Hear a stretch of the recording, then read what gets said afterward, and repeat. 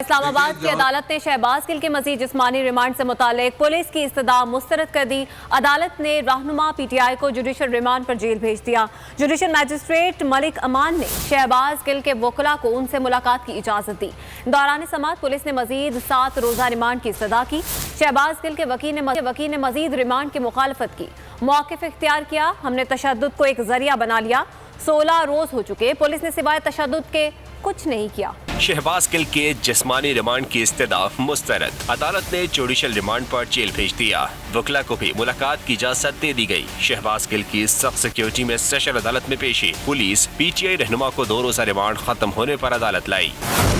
دوران سماعت استدعا کی مزید 7 روزہ ریمانڈ دیا جائے۔ پروسیکیوٹر کا کہنا تھا ابھی تفتیش مکمل نہیں ہوئی، تفتیش میں ایک لمحہ ضائع نہیں کیا، پولی گرافک ٹیسٹ کرانا ہے، مرکزی موبائل فون کی برآمدگی مقصود ہے، کچھ سوالات کے جوابات درکار ہے۔ شہباز گل کے وکیل نے مزید جسمانی ریمانڈ کی مخالفت کی۔ فیصل چودھری کا موقف تھا، ہم نے تشدد کو ایک ذریعہ بنا لیا۔ صحافی، وکیل سمیت کوئی بھی ہتھے چڑھتا ہے، اسے تشدد کا نشانہ بنایا جاتا ہے۔ شہباز گل پروفیسر ہے، پولیس نے 4 دن میں 0 تفتیش کی۔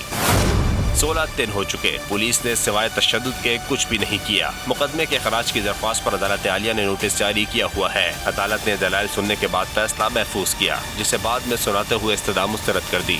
میں ہوں جاسمین منظور اور آپ مجھے دیکھیں گے صرف بول پر۔